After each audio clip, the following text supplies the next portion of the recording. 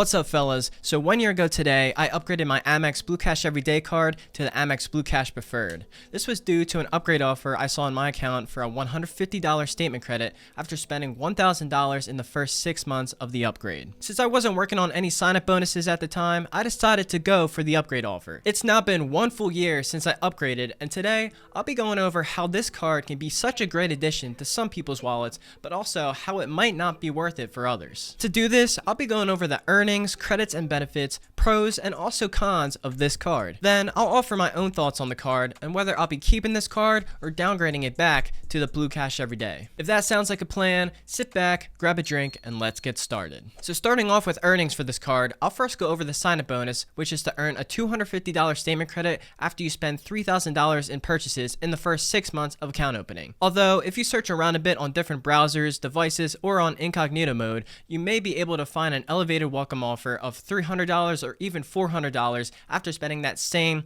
$3,000 in the first 6 months of account opening, which I definitely recommend doing because it takes very little effort to do. Moving on to multipliers for this card, this is where it gets interesting, and that's because this card earns 6% cash back on groceries and streaming, 3% on transit and gas, and then 1% on everything else. And while this sounds too good to be true, well, that's because it is. That's because this card has an annual fee of $95, so you have to take that into account to see if paying that $95 fee is worth earning those elevated rates, which I will dive into a bit later in the video. Moving on to the credits and benefits on the Blue Cash Preferred, this card has a $7 a month credit for the Disney bundle when you spend at least $9.99 or more each month on a subscription to the Disney bundle, adding to a total of $84 a year, which could put a big dent in that annual fee if you make use of this credit, which in turn could make this card have a potential $11 effective annual fee, which would definitely make that extra earnings on grocery and streaming services a lot more justifiable. As for additional benefits on this card, you have the car rental damage insurance, but this is secondary coverage. As well, you can see purchase protection, return protection, as well as extended warranty. So I think this card has a pretty decent amount of credits and benefits. Moving on to the pros of this card, the first one being that if you don't already have a card with American Express, this card will allow you to get your foot in the door with them so that you have a higher likelihood of being approved for some of their other cards. Secondly, I have to mention the fact that once you get your first personal card with Amex, every other card you get with them, personal or business, you will only get a soft pull on your credit. So it's a great way to avoid getting a bunch of hard inquiries. And furthermore, even for your first personal card with them, they won't pull your credit unless you're approved and accept the offer. So if you get denied for the card for any reason, Amex will not give you a hard inquiry, which is just super awesome. The third pro for this card being that whether you get this card via signing up or upgrading, the $95 annual fee is waived in the first year of holding the card. So hypothetically, you could take advantage of this card's higher sign-up bonus and multipliers for that $0 intro annual fee, and then when your fee in the second year hits, you could request to downgrade to the no annual fee Blue Cash Everyday card and get that $95 fee credited back to you, and you make out even better than you would have being if you just applied for the Blue Cash Everyday out of the jump. Lastly, kind of relating to the last point, being that you have a great downgrade option. Say that you tried the Blue Cash Preferred for a year and decide it's not worth it for whatever reason, you can downgrade this $95 card into its baby brother, the Blue Cash Everyday, which has no annual fee. And one thing to mention is that the Blue Cash Everyday still has that $84 Disney bundle credit and earns 3% in a variety of categories, which is pretty insane for a $0 card. When looking at the cons of this card, the first one to mention is that $95 annual fee. And yes, although waived in the first year, after that, you're stuck paying that fee unless you want to downgrade the card. But assuming you want to keep the card, you have to pay that $95 fee every year, which is going to eat into your earnings a lot. And yes, although if you do use the Disney bundle credit and spend a lot in the elevated categories, that could make it a bit better, but it still may not be worth it, which leads me into my next point, being that you could just find no annual fee cards that earn 5% cash back on groceries and streaming services, as well as transit and gas stations.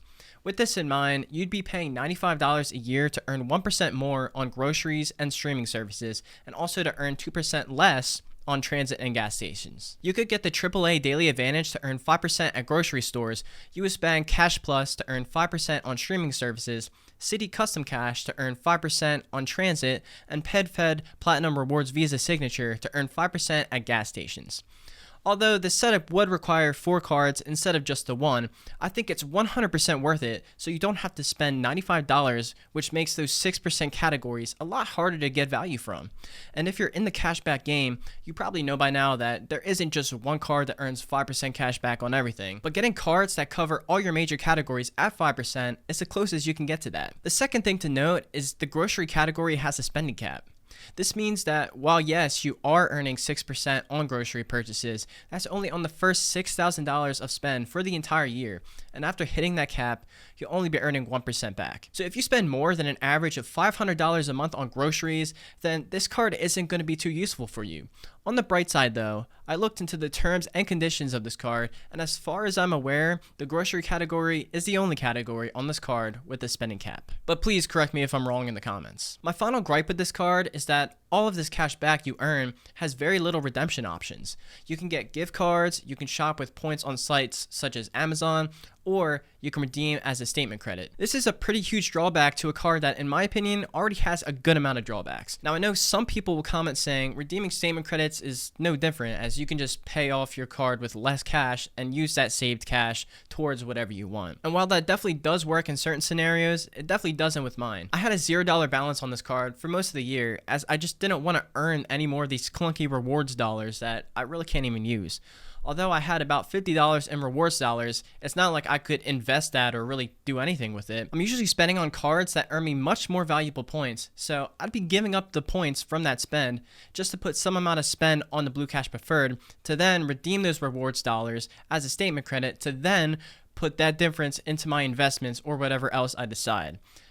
Did that all sound really complicated? Well, that's because it is. Doing all that work gives me more of a headache than transferring my MR points to Hawaiian miles, then transferring those Hawaiian miles into Alaska miles, and then booking American Airlines flights with those Alaska miles. All this to say, these statement credit redemptions just rub me the wrong way, and if they work for you, then I'm honestly jealous, but they definitely do not work for me. So after all this discussion and seeing the $95 annual fee that just hit my account, will I be keeping this card or downgrading it?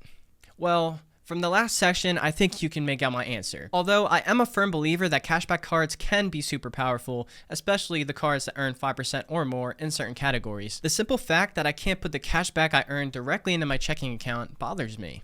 I also don't want to pay that $95 fee for a card that, compared to a no annual fee cashback card, doesn't offer too much more value. So I'll definitely be downgrading this card back to the Blue Cash every day, which will probably just end up in my safe collecting dust for the rest of eternity.